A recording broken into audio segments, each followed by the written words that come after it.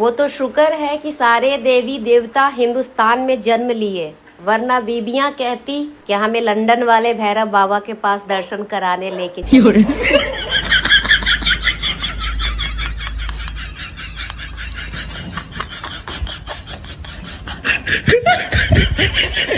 वो तो शुक्र है कि सारे देवी देवता हिंदुस्तान में जन्म लिए, वरना बीबियां कहती कि हमें लंदन वाले भैरव बाबा के पास दर्शन कराने लेके चलो।